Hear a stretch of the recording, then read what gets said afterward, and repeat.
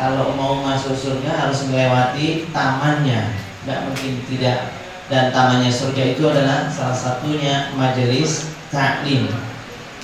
Rumah itu punya taman. Mau masuk rumah harus lewat depan, lewatin taman. Kalau masuk rumah lewat belakang namanya apa? Maling, digebukin. Maka masuk rumah harus lewat depan, lewat belakang dikeluarin lagi karena maling. Begitu pula kita kalau mau masuk surga harus lewat depannya supaya nggak salah-salah, supaya nggak dikira maling. Makasih banyak. Baik, kita kalau suka taman maka insya Allah mudah untuk memasuki ke dalamnya. Nah, salah satunya teman-teman kita semua mudah-mudahan sahalallahu lahu bihi thariqan ila jannah. Semoga Allah mudahkan kita ke jalan menuju surga. Amin Allahumma. Malam ini kita bahas bab mengenai apa judulnya itu? Terpaksa pisah, gitu ya. Terpaksa cerai. Saya tidak membahas gagal taruh, ya. Pisah gagal taruh nggak saya bahas, nggak levelnya sekarang. Ya, sekarang udah naik levelnya. Ya. Terpisahnya dalam pernikahan. Jadi ada orang nikah, cerai itu sangat mungkin terjadi. Justru cerai itu adalah tanda sempurnanya syariat Islam. Jadi jangan anggap bahwa cerai itu keburukan. Tidak, cerai itu justru tandanya Islam itu sempurna syariatnya. Karena di agama sebelah, kalau masuk agama mereka, kalau teman-teman tertarik untuk masuk agama sebelah, kalau teman-teman nikah, maka gak boleh cerai selama-lamanya. Kalaupun terpaksa cerai, mereka cerai, yang menceraikan bukan pemuka agamanya, yang menceraikan adalah negara. Ini tandanya tidak sempurnanya agama. Kenapa? Masuknya lewat agama, keluarnya lewat negara. Ini namanya berarti agamanya tidak menyelesaikan masalah. Tapi kalau Islam, yang masuknya nikahnya lewat Islami, cerainya juga harus lewat syariat Islami juga sama. Masuknya pakai syariat Islam, keluarnya syariat Islam. Berarti Islam itu sempurna. Cerai itu juga menjadi solusi bagi sebagian orang yang kepepet, terpojok, kepentok, maka cerai bisa jadi solusi. Nah, tapi sebaik-baik seutama-utama kita dalam pernikahan, kalau bisa jangan sampai cerai. Nambah boleh, cerai jangan. Itu diingat-ingat. Nambah bahagia maksudnya. Tadi buat quote Ustaz, nambah boleh, cerai jangan. Siap. Wah ini kacau ini nanti ini. Langsung unfollow nanti. Quotes gambarnya saya gitu ya, ditulisin begitu, gawat ini. Tapi nggak apa-apa. Biar brandingnya makin kuat ya. Baik itu. Kemudian yang berikutnya yang saya sampaikan bab tentang masalah perceraian ini, ada beberapa sebab. Bil khusus ada para ulama membagi menjadi 3 penyebab perceraian. Ada 3 perkara penyebab perceraian. Saya tak duduk manis ini. Apa itu 3? Yang pertama, sababul insaniyah. Cerai karena sebab-sebab perilaku kemanusiaan atau perilaku manusia. Sebab-sebab karena kemanusiaan, bukan kemanusiaan dalam arti manusiawi gitu bukan, tapi sebab-sebab dari kefitrahan atau kesifat dari manusia itu sendiri. Namanya sababul insaniyah. Sebab-sebab dari si manusia, karakternya, pribadinya, perilakunya. Contohnya misalnya cerai gara-gara gak kuat. Kenapa Pak Ustadz? Suami saya pemalas, gak kerja. Itu namanya sebab-sebab insaniyah. Cerai Pak Ustadz? Kenapa? Istri saya bujuk galak. Boleh. Itu sebab-sebab insaniyah. Gak kuat daripada stroke Pak Ustadz, mending saya cerai sekarang. Mencegah terjadinya penyakit stroke. Apa? Cerai. Sebab-sebab insaniyah, apalagi Pak Ustadz? Gak cocok dengan ibu mertua. Kenapa? Horor. Gak cocok dengan bau keringatnya Pak Ustadz. Bau pahit misalnya gitu ya. Jadi macam-macam lah. Setiap hari saya muntah ya Pak Ustadz, gimana? Bisa jadi cerai. Atau karena cerai karena bojoku mendino ki muda lemu. Saya lemu. Wah, saya sering ketukar sama drum Pak Ustadz. Nah itu cerai, itu sebab kemanusiaan. Bisa jadi. Seperti zaman sahabat Nabi pun ada yang cerai karena hilang gairah di tengah perjalanan. Kenapa? Karena ya nggak dirawat lagi. Karena sudah nikah ngerasa wis payu bebas, mangan wal-wal mlebu kabeh. Akhirnya melar dia. Nah, ini sudah nggak kerawat lagi, cerai. Ini namanya sababul insaniyah, sebab-sebab kemanusiaan, dan inilah yang masuk kategori cerai yang tidak disukai oleh Allah. Perkara yang mubah, halal, tetapi dibenci oleh Allah Subhanahu wa ta'ala. Ini yang kategori yang ini. Sebab-sebab begini. Kenapa? Karena sebab begini ini berarti orangnya mengeyel-ngeyel. Cerai gara-gara sebab orang nggak mau berubah, itu kan Allah tidak suka. Wong sebenarnya mudah kok didandani. Apa sih masalahnya? Suami saya pemalas Pak Ustaz. Asal suaminya tinggal suruh rajin dong, selesai masalah, nggak akan bercerai. Gara-gara dia pemalas. Atau perempuannya cerewet tadi, cerigis, nyebailah dia mau. Nah kalau istrinya begitu, kalau dia berubah, selesai masalahnya. Persoalannya karena dia tidak mau merubah, istiqomah dengan kecerewetannya misalnya. Istiqomah dengan kegalaannya. Galak kok istiqomah? Nggak ada galak istiqomah. Maksudnya mendawamkan kecerewetannya itu. Podo wae iku ya. Nah, itu perkara-perkara yang sababul insaniyah, cerai yang kategori hukumnya itu boleh tapi dibenci oleh Allah Subhanahu wa ta'ala. Yang kedua ada sababus syar'iyyah, sebab-sebab syariat. Secara syariat pernikahannya diceraikan oleh Allah Subhanahu wa ta'ala. Sababus syar'iyyah. Ada Pak Ustadz orang yang nikah tahu-tahu oleh Allah diceraikan? Ada. Contohnya apa Pak Ustadz? Pernikahan fasakh. Bagaimana pernikahan mereka Pak Ustadz? Ya karena melanggar aturan, otomatis pernikahannya dibatalkan oleh Allah. Bukan kita yang batalkan, tapi Allah yang batalkan. Gak perlu talak, gak perlu suami mengatakan cerai, tapi pernikahannya sudah dianggap batal, sudah dianggap tidak sah seketika. Apa bentuk-bentuk pelanggarannya Pak Ustadz? Di antaranya murtad. Salah satunya murtad. Maka hukum pernikahannya automatically, bukan manual lagi nih, automatically pernikahannya batal. Ini sababus syar'iyyah. Karena murtad sudah langsung nggak sah, langsung nggak bisa lagi. Barang sekeluar serumah udah nggak bisa lagi. Karena fasakh ini statusnya nggak ada masa iddah. Fasakh itu nggak ada masa iddah. Karena Allah yang batalkan, murtad. Apalagi contohnya sebab-sebab syariat Pak Ustadz.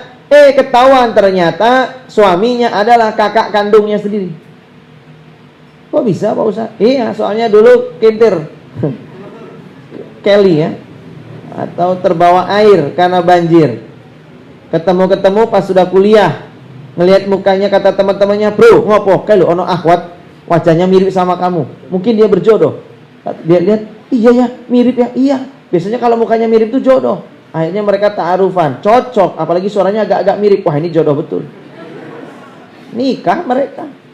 Nah setelah menikah, runut, ngaku gini cerita. Ternyata dulu saya sejarahnya, orang tuanya cerita kalau mereka ini dulu adalah bayi yang ditemukan terbawa sungai.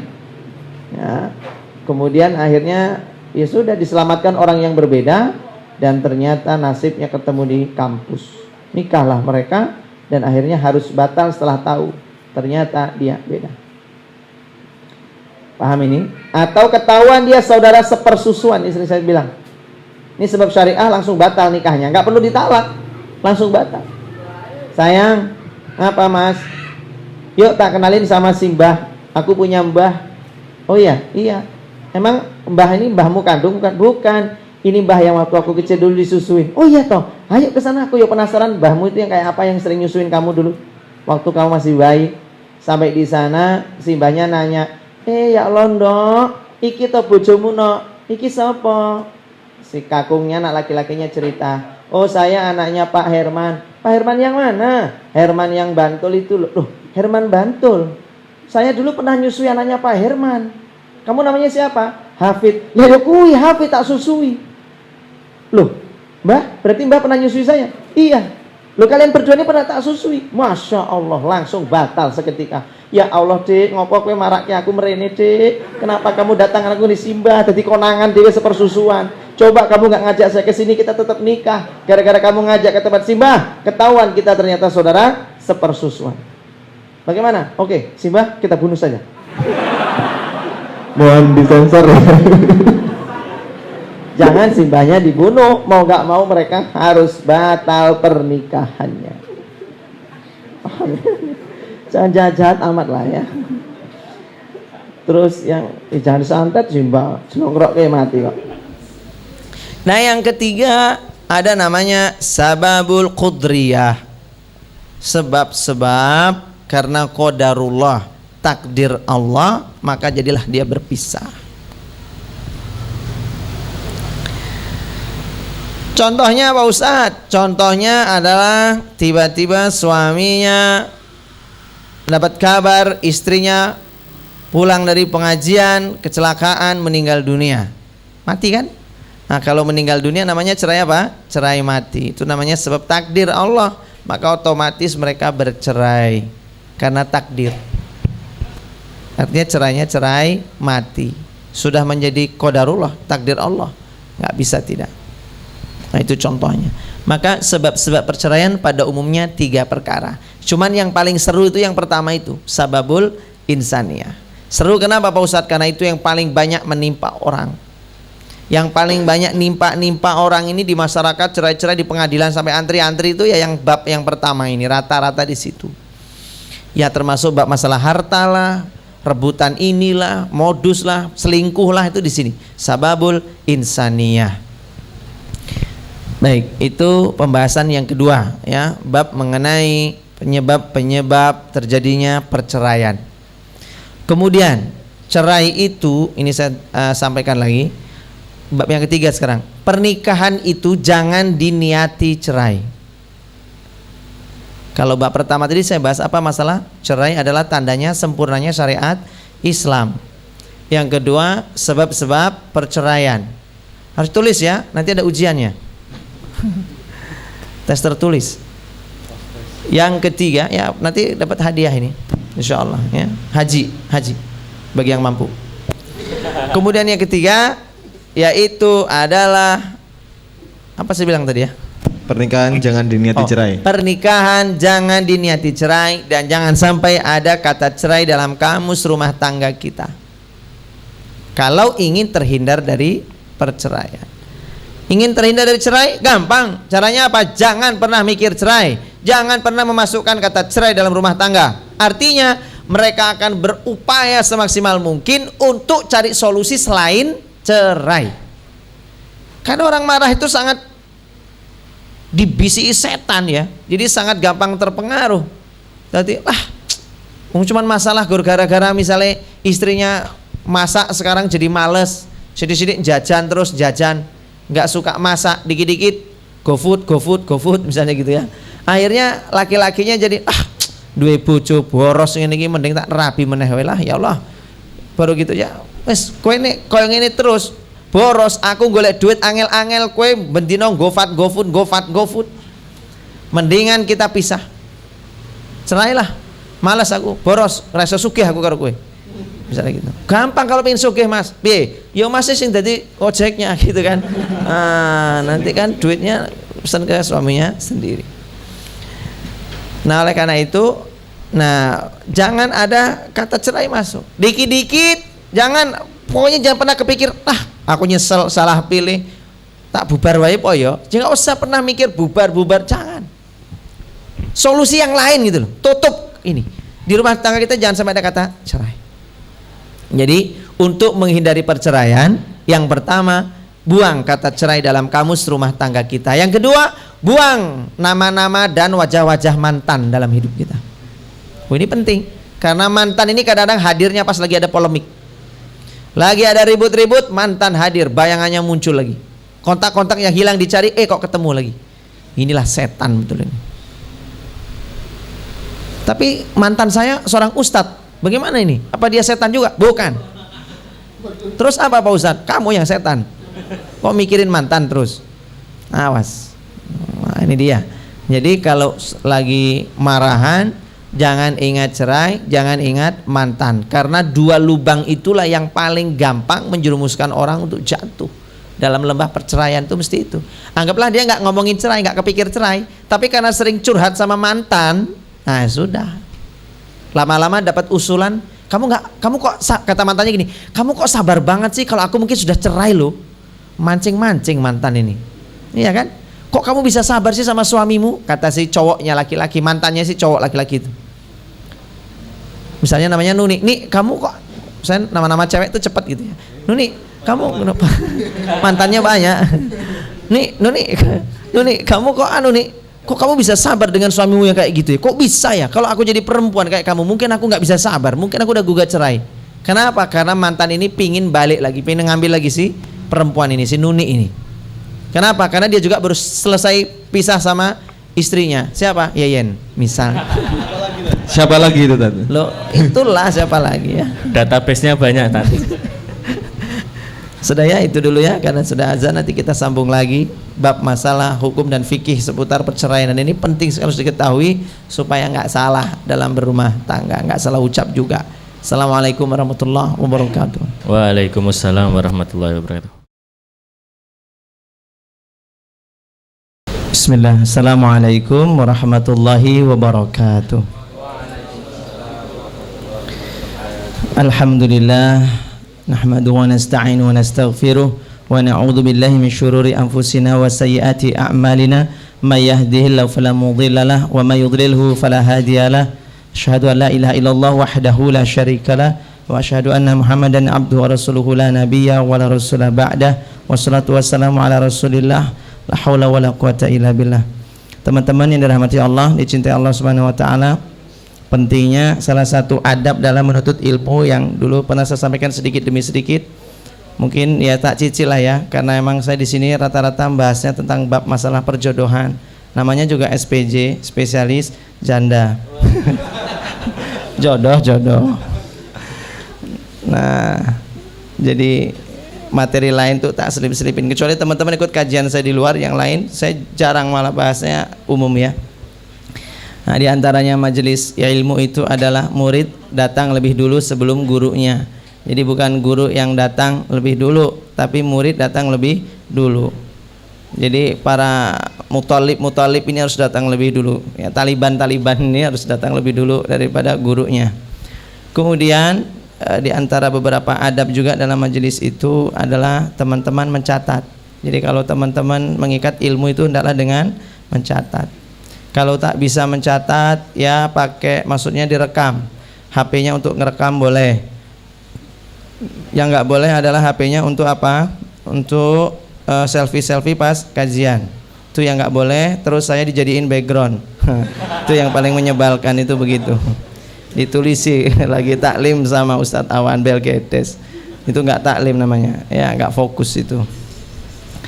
Nah, itu beberapa etika di antaranya ya. Kapan-kapan tak sambung lagi dikit-dikit. Teman-teman yang dirahmati Allah, pentingnya ngaji di awal, datang sejak awal. Kenapa? Saya sebenarnya suka teras dakwah gaya dulu ya. Ketika maghrib itu sudah penuh, itu sudah banyak. Seperti dulu lagi. Kenapa? Eman-eman, karena ilmu pertama itu kalau ngaji kitab ya, santri itu kalau namanya ngaji kitab itu diwajibkan hukumnya ya, wajib membaca kata pengantar, itu wajib. Itu syarat kalau ingin sukses baca buku, itu bacalah kata pengantar dari penulis, itu penting. Kenapa? Karena dia memberi kerangka di situ, memberikan paradigmanya. Nanti dia tuh mau ngomongin apa, sekupnya kemana, itu di situ, sehingga nggak salah paham. Termasuk kajian ini tadi, pentingnya teman-teman datang sejak awal itu nggak ketinggalan ilmu. Kalau yang baru datang pasti nggak tahu sebab-sebab perceraian ada 3, sebutkan, nggak ngerti.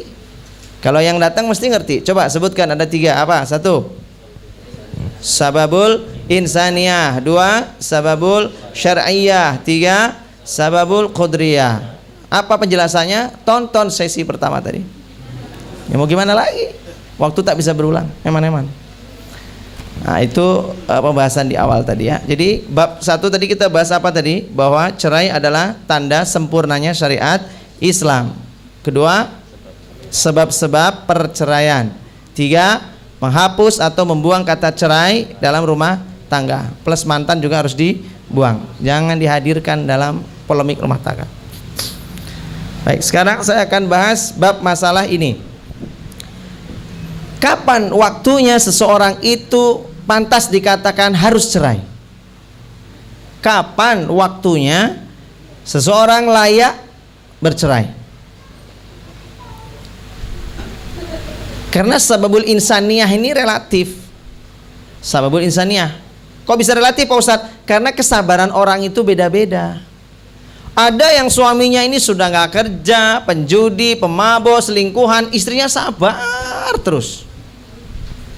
Ada yang suaminya mau gara-gara cuman males aja sih, cuman males kerja tapi males, pasrahan. Terus kelihatan suaminya ini orangnya itu mau ngantuan gitulah. Taklim yo ngantuan, apa ngantuan tidur. Itu aja istri sudah minta cerai, nggak bisa sabar dengan itu. Ada.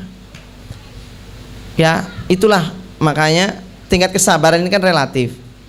Makanya perlu ada koridornya, perlu ada pembatasnya. Kapan seorang itu layak untuk cerai, kapan tidak?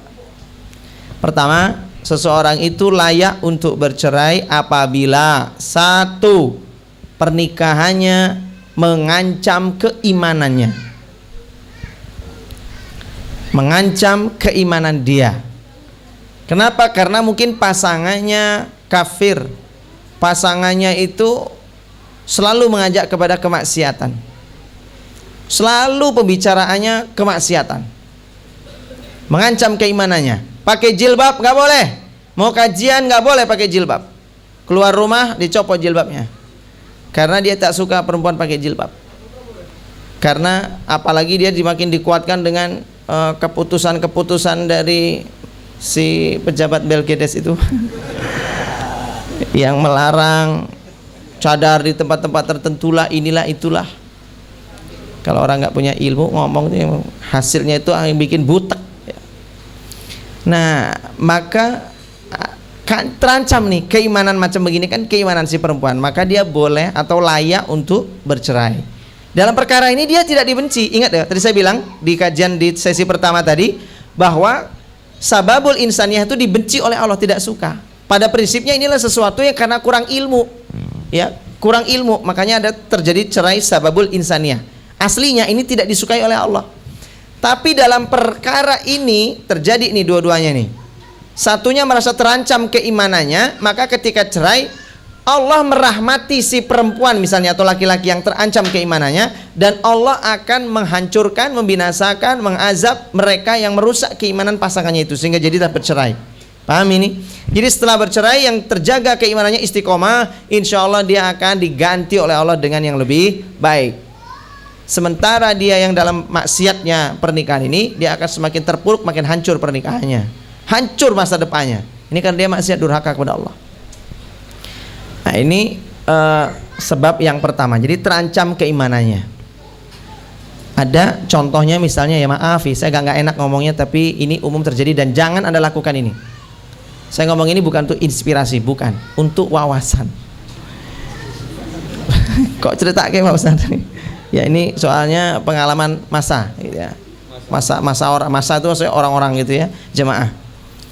Ustaz, ya suami saya itu sering banget Pak Ustaz ngajak saya itu Pak Ustaz. Suami yang ngajak Kenapa Bu? Soalnya suami itu pingin ganti gaya, pingin ngajak saya itu kreatif, gitu kan. Jadi biar kreatif dan inovatif itu perlu wawasan, biar nggak monoton. Tapi saya nggak bisa Pak Ustadz, itu maksiat, dosa Pak Ustadz. Saya nggak bisa. Tapi suami saya selalu memaksa-maksa saya. Berarti kan terancam keimanan dan ketakwaannya. Lah ibu mau nggak? Ya saya terpaksa mau juga Pak Ustadz nonton. Tapi saya sambil merem-merem itu Ustadz. Dan kadang-kadang memastikan juga. Oh iya yang kayak gini belum pernah. Misalnya gitu kan ya. Oh itu nggak boleh kayak gitu. Teman-teman yang dirahmati Allah, yang dicintai Allah Subhanahu wa taala, ketahuilah dalam bab jima jangan cari referensi macam begitu. Tidak boleh, haram. Baca buku stensil tidak boleh. Terus bagaimana Pak Ustadz? Anda itu cukup berimajinasi, kreatif, yakin saya. Imajinasi itu dengan pasangannya loh ya, jangan istri orang lain. Dengan pasangannya. Iya. Imajinasinya dengan pasangannya. Itu udahlah yakin saya, kreatif. Yakin saya. Apalagi ngelihat misalnya kucing kawin, terinspirasi langsung. Wah.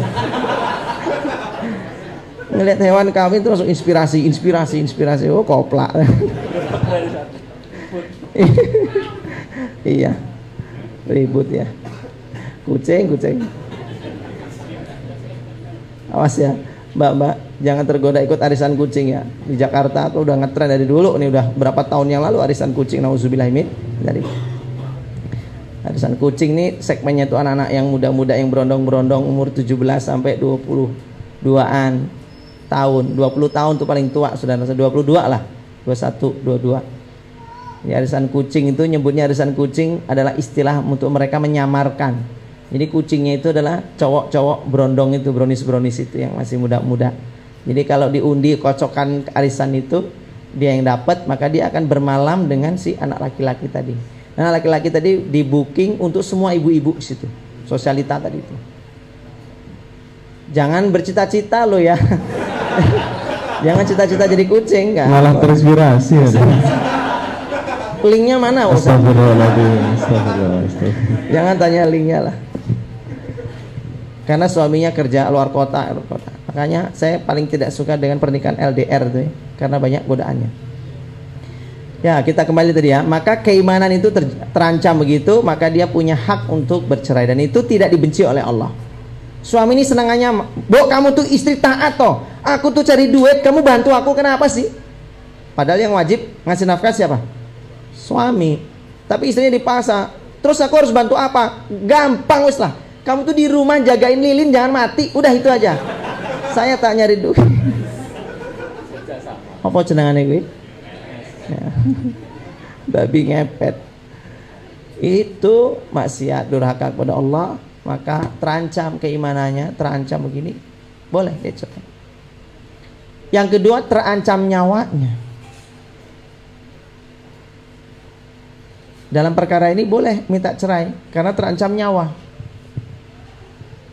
Di Godean ada ibu-ibu, waduh, ke tempat saya itu sambil terengah-engah, tergopoh-gopoh. Lalu si ibu bilang begini, "Pak Ustadz, tolong saya Pak Ustadz." "Lah gimana? Kok saya lagi nolong ibu? Kenapa yang datengin saya ibu-ibu terus?"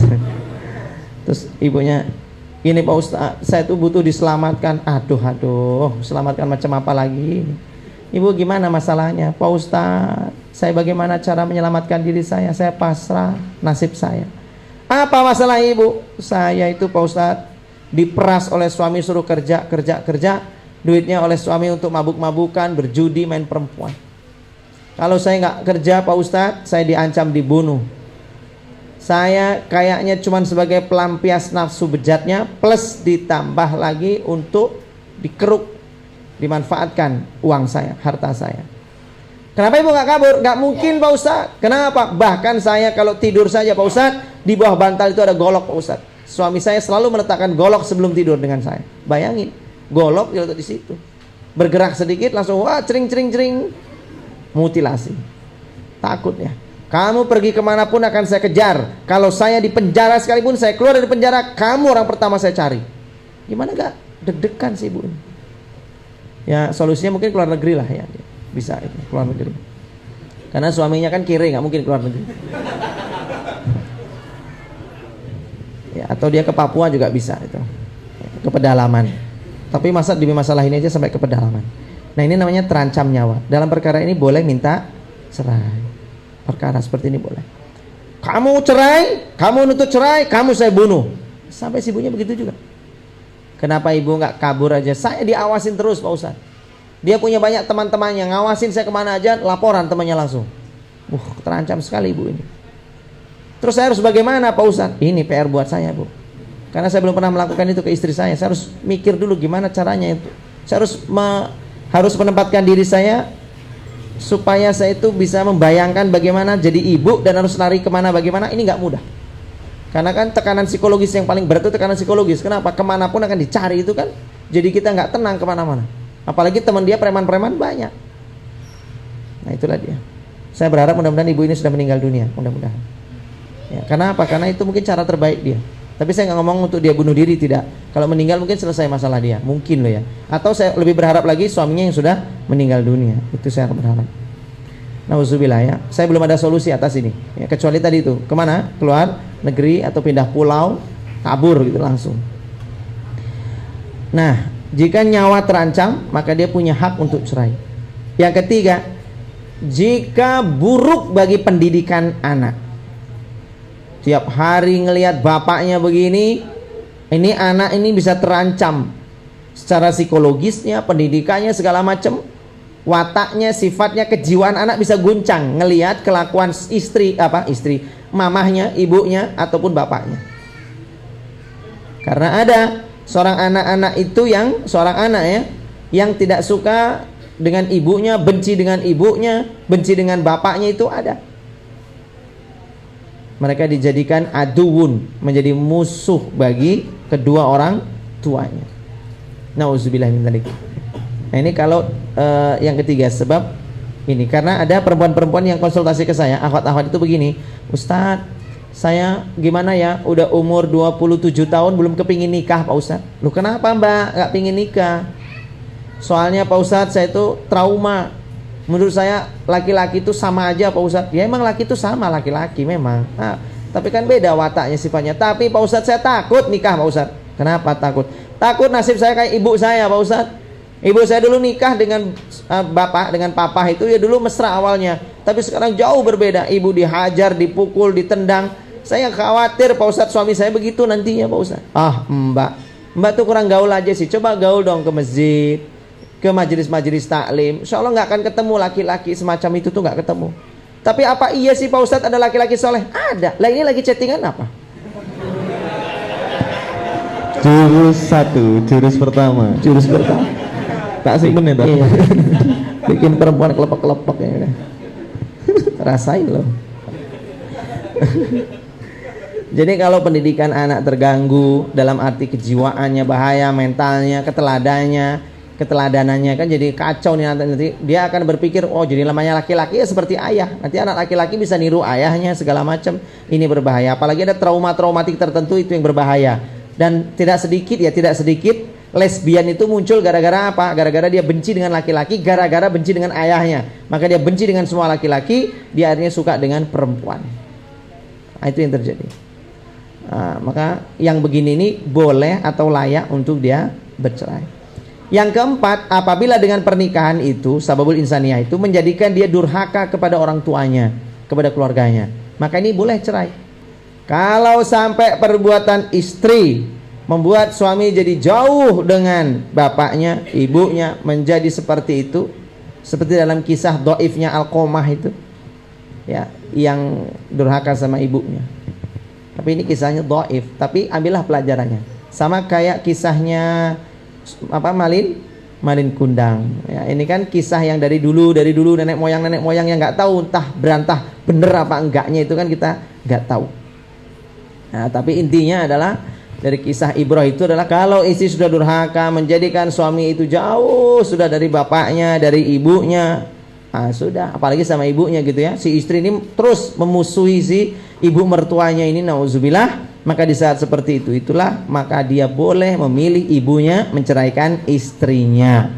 Ini harus dipahami ini ya. Kalau sampai kita laki-laki dijauhkan, atau sebaliknya sama, laki-laki yang mengekang istrinya sampai nggak boleh tengok lah, inilah segala macam, dikekang, bahkan dia memusuhi keluarga si istrinya, maka dia boleh minta cerai. Dalam perkara ini boleh. Kenapa? Karena mutus silaturahim itu dibenci oleh Allah Subhanahu Wa Taala. Mutus silaturahim, nggak ada alasan mutus silaturahmi. Karena apa? Mertua itu ya sudah jadi orang tua kita. Makanya kalau dalam pernikahan itu teman-teman mau nikah langsung mikir, kenapa? Alhamdulillah saya sekarang punya teman yang bisa bantu saya berbakti sama orang tua saya, dan saya dapat celah baru lagi nih. Kenapa? Ada pahala baru lagi nih. Kenapa? Berbakti ke orang tuanya istri. Jadi dia mikirnya begitu, alhamdulillah punya teman untuk berbakti kepada bapak ibu, karena istri saya adalah kado buat orang tua saya. Dan yang kedua, saya sekarang jadi punya celah baru lagi beramal soleh. Kenapa? Memuliakan orang tuanya, orang tuanya si istri atau orang tua si suami.